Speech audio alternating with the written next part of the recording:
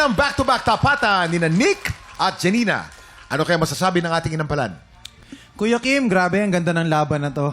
Alam nyo, siguro kung ihahalin tulad natin yung singing contest sa isang digmaan, yung kanta na inaawit nila, yun yung sandata nila.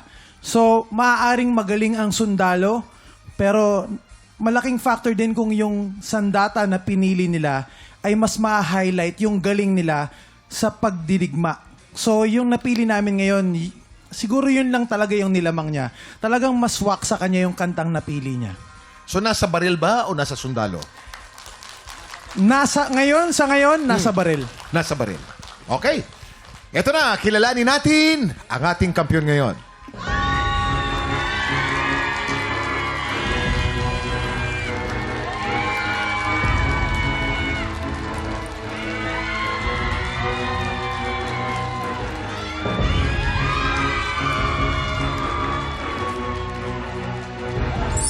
Janina, 12 stars! Congratulations! Ikaw pa rin ang kampiyon ngayon. Congratulations! Nasa baril. At dahil dyan, meron ka ng 50,000 pesos! Ang ganda nung sinabi ng ating inampalan eh. Tama daw yung sandatang ginamit mo ngayon. Ayun, Anong masasabi mo doon? Siguro po, it's God's grace na pinili ko po yung kantang yun para kantahin ngayong araw na to. Nasa 50,000 na ang panalo mo. Anong gagawin mo ngayon sa 50,000? Anong plano mo? For now, wala po ako naiisip na gagawin ko. But then, siguro po sa mga susunod ko pa pong laban, mas gagalingan ko pa po, of course. Palagi. May payo ako sa'yo. Magpagas ka na. Ayun pala, di ba?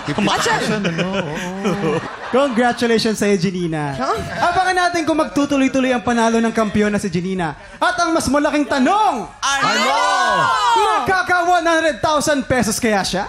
Mga tiktropa, mga P-pop idols at OPM stars ang makakakulitan natin. Kaya magpatak ng 11 o'clock, kita-kits ulit dito sa... TikTok Live! Muli, ang ating kampiyon ngayon, Janina Santiago. Langit ka, lupa ako, hanggang tanaw na lang ba tayo? Mahal kita.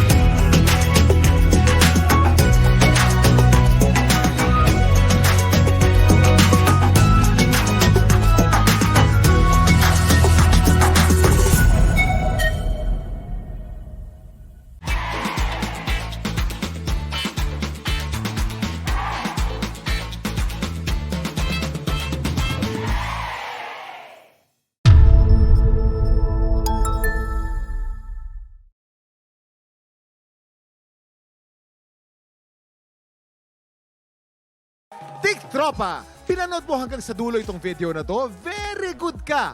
For more happy time, watch more TikTok Lock videos on our official social media pages and subscribe to GMA Network official YouTube channel.